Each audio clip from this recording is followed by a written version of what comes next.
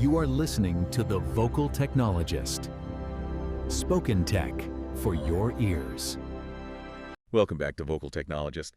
You know, it feels like Web3 is really hitting its stride, moving past just abstract ideas. We're seeing real money, real institutions getting involved, but also some fascinating friction points emerging, big debates.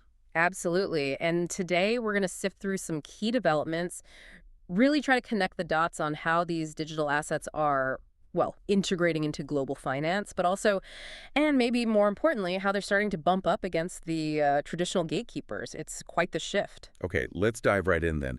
Corporate crypto, there's a kind of arms race happening, isn't there? I saw this news about BitMine Immersion. Suddenly they're the biggest public company holding Ethereum. That sounds huge. It is huge. We're talking over 566,000 ETH, which translates to roughly $2.04 billion right now. Wow. $2 billion, and they're not stopping. They want, what, 5% of the total supply? That's the stated goal, yeah. And Wow. they've got heavy hitters backing them like Peter Thiel's Founders Fund, ARK Invest. It's serious capital. So what does that signal? I mean, beyond just one company making a big bet. Well, it signals a major shift in institutional thinking, I think. Ethereum isn't just seen as, a speculative asset anymore. It's being viewed as potentially foundational infrastructure.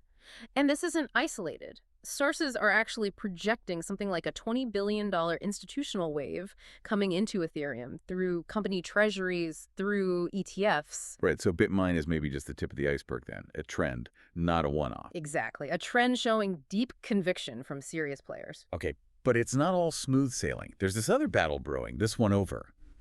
Data. Tell me about the J.P. Morgan situation. It sounds messy. Ah, yes. This is really interesting. J.P. Morgan is basically looking to charge data aggregators, companies like Plaid, the ones that link your bank account to apps. They want to charge them significant fees, potentially $300 million a year just for accessing consumer banking data. Hold on.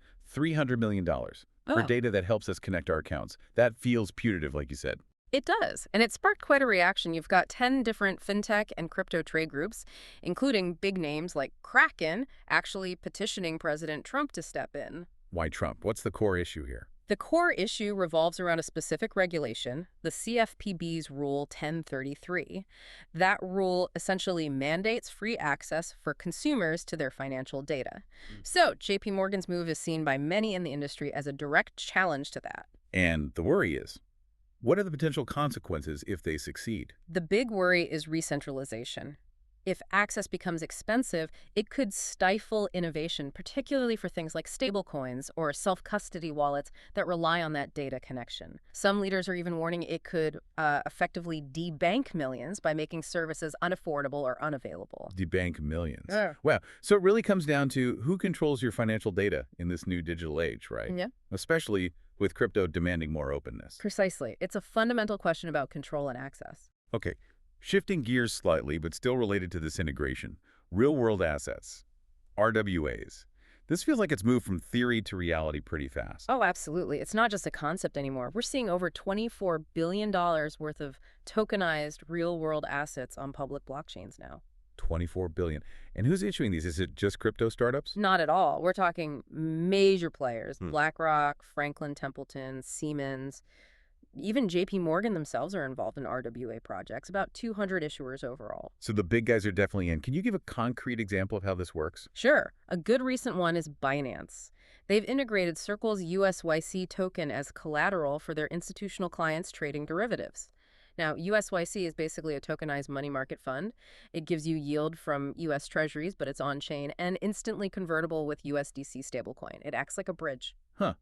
So tokenized T-bills used as collateral on a crypto exchange. That really blends the old and new. Exactly. And just on Ethereum alone, the value of tokenized RWAs has crossed $8 billion. It really underscores how traditional finance is finding its footing on-chain. Okay, so we have institutions buying ETH, fighting over data, tokenizing real assets. But how do regular people actually get into this Web3 world easily? That still feels like a hurdle. Yeah, that's a critical piece of the onboarding, and that's where platforms like Layer3 come into the picture. They're sometimes described as like the Google plus Duolingo for Web3. Google plus Duolingo, how does that work? Well, they focus on discovery and education. They use these narrative-driven quests, almost like games, to guide users through different protocols or applications. And as you complete these quests, you earn these things called CQBE NFTs, which build up your on-chain reputation, a sort of portable Web3 resume. Interesting. So it makes learning interactive and tracks your progress. Is it actually working, getting people to stick around? The numbers suggest it is. Our sources mention Layer3 has generated around $16.5 million in revenue, which is impressive. And look at the user retention rates they're helping projects achieve, like 92% for Ondo Finance, 70% for Jito. That's really sticky. 92%. Wow. That shows how important smoothing out that entry point really is for, actual mass adoption. Definitely. Effective onboarding and education are absolutely crucial if Web3 is going to reach the scale everyone talks about. So wrapping this all up, Yeah. it feels like we're watching Web3 mature and fast forward. Uh-huh. Corporate giants are making serious commitments. Uh-huh. There's a major fight brewing over who controls financial data. A critical one? Traditional assets are being reborn on the blockchain, and new tools are emerging to actually bring people into the fold. Yeah, if you zoom out, it really suggests Web3 is moving beyond just speculation. It's starting to fundamentally reshape how we think about ownership, about access, about finance itself. Which brings up a really important question for you, the listener. As more and more of our world gets tokenized and goes digital, who ultimately stands to benefit from this new financial architecture? And maybe more personally, what kinds of new opportunities or perhaps new challenges will this create in your own financial life down the road? Something to think about. Spoken Tech for your ears.